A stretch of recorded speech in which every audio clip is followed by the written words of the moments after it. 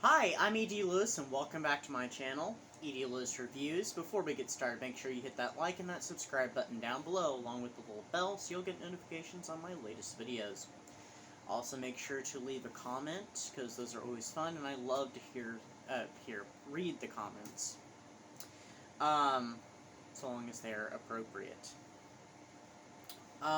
Okay, so this is episode or part 3 of my Frankenstein series. I'm not sure when I'm going to get around to the next part of my Frankenstein series, but here we go. Anyway, so this is a review on a sequel to Mary Shelley's classic Frankenstein called Dr. Frankenstein's Daughters by Suzanne Wayne. And this is the cover. Oh, look at that. We're not getting too much glare. Awesome. So this is the cover. And you may recognize that castle. I don't know what castle that is, I'm sorry, but that's, clearly the castle that's used on, the cover for the movie, Excalibur. So, I actually stumbled upon this at Books A Million one time. I think it was sometime last year. Or was it earlier this calendar year? I can't remember, but it was in the bargain book, so it was under $10. It was $5, so I think it was worth it, and I was like, oh, I can read that for Halloween. I think it was this year. I think it was this calendar year, and I thought, oh, I can read it for Halloween, and I did. It was one of my Halloween reads. So, I don't know if I want to read the synopsis or not for this, but, essentially, it's about these two girls, these twin daughters of Frankenstein, of Victor Frankenstein, who have grown up never knowing their father.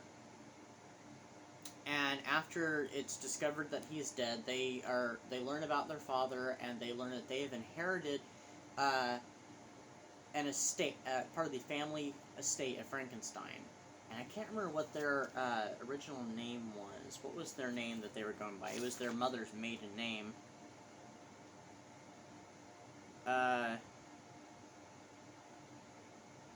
Dervine, I think? Dervian? I'm not sure. Because right here it says Giselle von Dervien, if you use the W as a V sound in German. But anyway, so they have inherited an estate, which is their kind of like their vacation home, the Frankenstein family vacation home, and that is in Scotland. And so they go to this castle. The twins are in two different locations. They end up, meeting their uncle Ernest, the last surviving of the Frankenstein brothers, and they go to the castle and they accept their inheritance. They basically have been disowned by their grandfather because they've accepted, this, and so they're estranged from him. And they both have, dreams, or hopes and expectations, I should say, in this case. Giselle, who I think is this one, she wants to become, she wants to be introduced into high society and stuff, and she, have lavish parties and stuff, whereas Ingrid, the one with the pigtail, she has different ideas. She's interested in science and stuff. She takes very much after her father. So, and she does discover his journals in a part of the house, and she ultimately finds a laboratory. So she starts, experiments.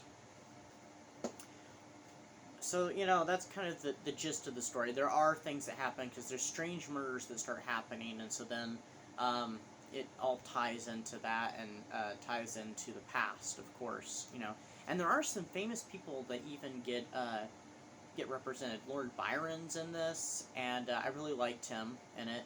Mary Shelley and her husband Percy are in it, and they mention some famous scientists and stuff. I can't remember off the top of my head, but I did read the author's note, and when I started reading this, I kind of figured, oh, it's going to retcon a lot of, the novel Frankenstein. It really doesn't. It actually holds pretty true to it. And we kind of discover the origin of the girls. I thought the origin was going to be completely different than what it was, but it actually works in the context that they're a secret family, basically. while he was in Ingolstadt. I think that's where it was. Was it Ingolstadt where he was? I think that's where it was, where they were.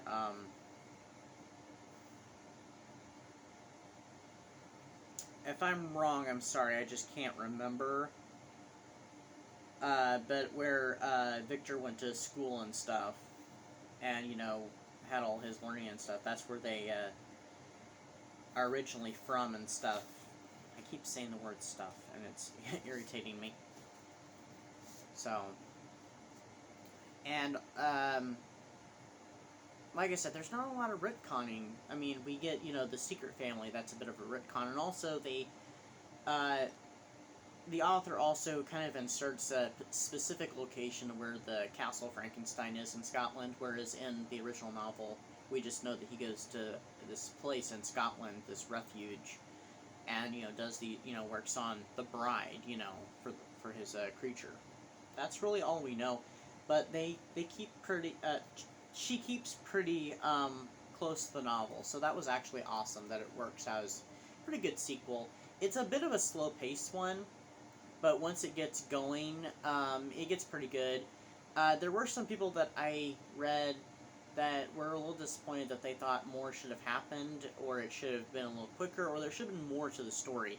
I think there was room for them to room for her. I keep saying them to write more, but maybe she was kind of restrained on how much she was allowed to write, how many words and stuff. So I don't know. But I liked it. It was not the greatest. I think I gave it 4 stars, maybe. When I was reading this, though, I thought it was interesting.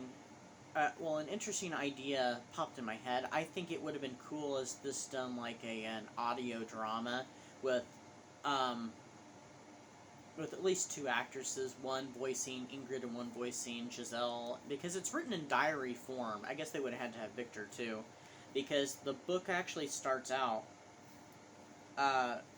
with some entries from the personal diary of Victor Frankenstein in Ingolstadt, Germany. So, and then after that little bit, it's kind of like a preface in a way, and then we jump into chapter 1, and we start getting diary entries and letters between the sisters, and essentially they're telling the story of what's going on. So I think it would have been great, as an audio, and it still could be, so that'd be awesome. But all in all, I think it was pretty good. It wasn't the best, but I would recommend at least looking into it. It is a YA novel. The characters are about like 17, 18, something like that, but there is some insinuation of kind of more adult themes to it. But I would even see this as a nice movie, but I think I'd have to add a little bit to the plot. But it would be interesting. So I liked it, and I'd recommend it to anybody who's interested in a potential sequel to Frankenstein. I'm currently reading a sequel to Frankenstein. It's part of a series, which I'm hoping to continue the series, but who knows where that will go and how long it'll take me to continue the series, because I'm really terrible about reading series. So.